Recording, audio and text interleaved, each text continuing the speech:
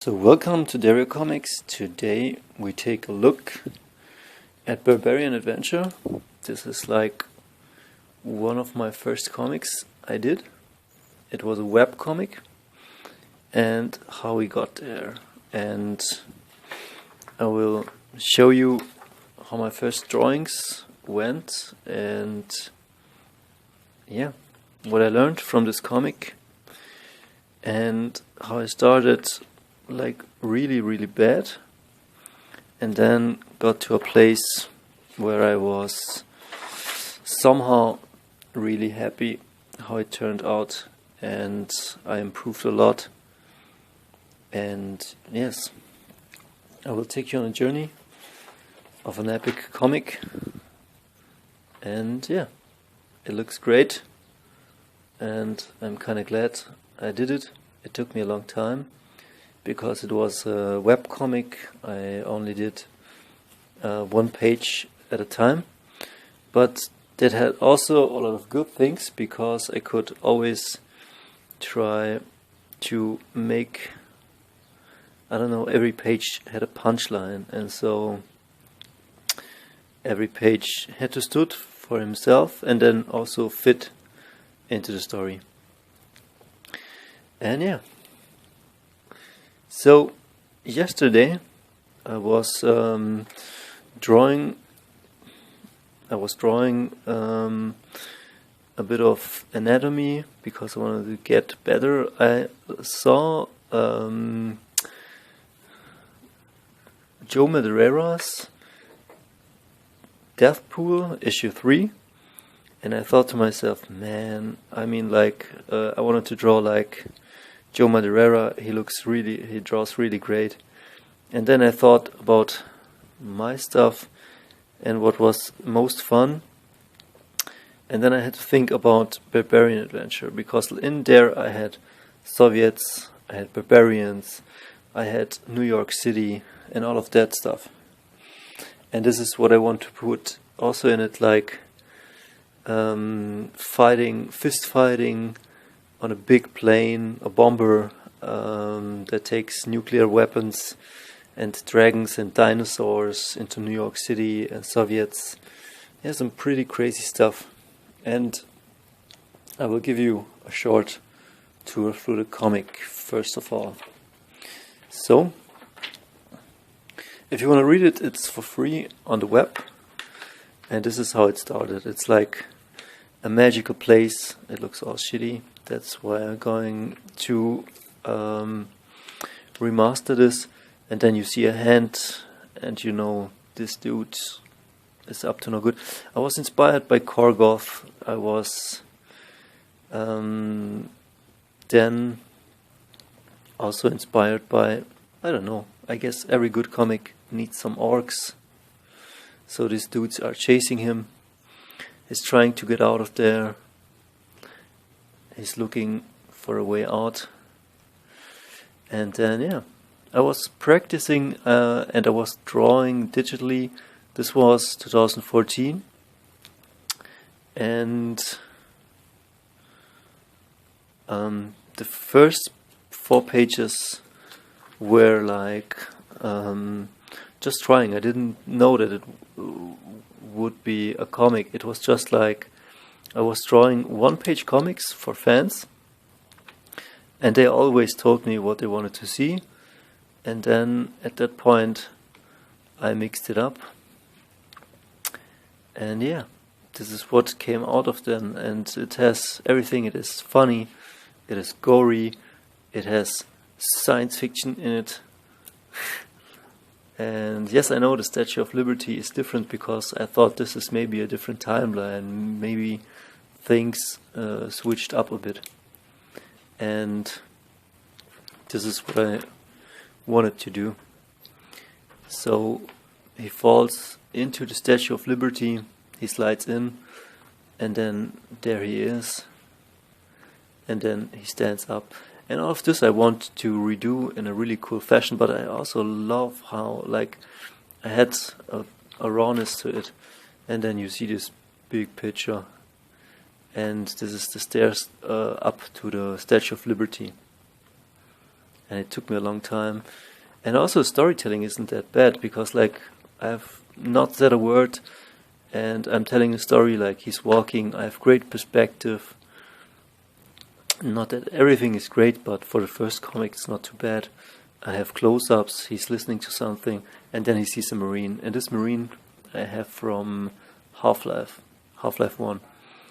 And then they start fighting, and here the colors are a bit messed up, because in print it's a bit rough. But yeah, look at how he grabs him, and how he grabs him, and then they fight, and he gets punched in his gut, and even his gut is saying ouch.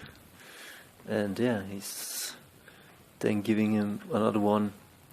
And then here, this is a not so good to recognize, but this should be the silhouette of an ape, and you should see it up here also, but I screwed it up. So, and then he gets a wrench behind his head, and you see the monkey, and the monkey is dressed like a scientist from Half-Life 1, and he says, oh boy, we don't have space time for this. And this really, yeah, goes in the direction, in the right direction, and then you get a good scene from the Wrath of Khan. And he says, don't fight it, this I stole from James Ryan. And then you see this, like this, I don't know, I was really inspired. But this was like in the summer when I was alone, I was broke, I was trying to make comics, so the best stuff came to me. And then the thing starts to crawl into his ear. Like even the ape like doesn't know, like it's really harsh. I should have changed these pictures, but we'll see in the remastered version. And then Easy Paul, he falls over. That was our last Cthulhu worm. You're already introduced that this is all space-time, Cthulhu, Marines, scientists, apes. How I'm supposed to enjoy my victory tequila. I wanted this 80s, 90s vibes, and then here I could use a drink right now, a pina colada, how my ex-wife used to make him remember that summer of 85 in Los Alamos. And you notice this is a failed scientist experiment. And then it's also like a bit of funny, this picture or this drawing I find really cool. And they're talking about his failed divorce and wedding. What a goddamn shame, a goddamn shame. And then you get hired killers looking for barbarians. This was also very inspired by John Carpenter's Escape from New York. And look at this, like she finds something and then she picks up. Now the sun is really messing up the camera. And then she finds something, and then you can see in the back and through her goggles I found him. And yeah, I really enjoyed making this. Like this is one of the greatest pages. It's a bit too full, but yeah. Explaining stuff, sitting around, and then I remove the worm after you have me save the universe. And really simple colors, they hold up well, but really moody and cool. And then here he tries to kill the ape. Oh, the light is really messing it up. Bullshit, like an Arnold Schwarzenegger grabbing it. Look, like I have to redo the colors here because it's all messy, but the ape kinda clinging to this guy with everything he has. And then it's rude to interrupt the talking man, amigo. Like 80s classic fun. And then he says that something went wrong with a science experiment, and he doesn't even want to listen. Like he just says, okay, when this is over, I'm gonna kill you, amigo. Yeah, this is the good stuff. This is like comics should be, like a good movie. And then he picks a name for himself, and this is like United States of America, but you can always already see here, he grabs this and you got a name, son. Like these are caring people, like these are not, I mean, they are freaks, but you get the sense that these people have to bond to overcome a greater evil. And then he sees here Amar, and then you get this big shot where the nose goes over the panel, and then you get here the name's Amar. This I stole from Snake Plissken. And then let me show you something. And then they go up the ladder.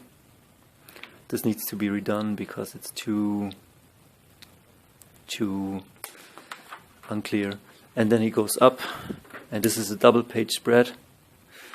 And I've already changed the picture, but he goes up the ladder. He gets up out here. Really cool panel. And then welcome to New York City, Amar. And then you look to this side, and you see this huge thing, and it goes down, and then you can see New York City, and then 22 hours, and then they stand on the Statue of Liberty on this thing. 22 hours, huh? Time enough to get a slice of pizza before we die.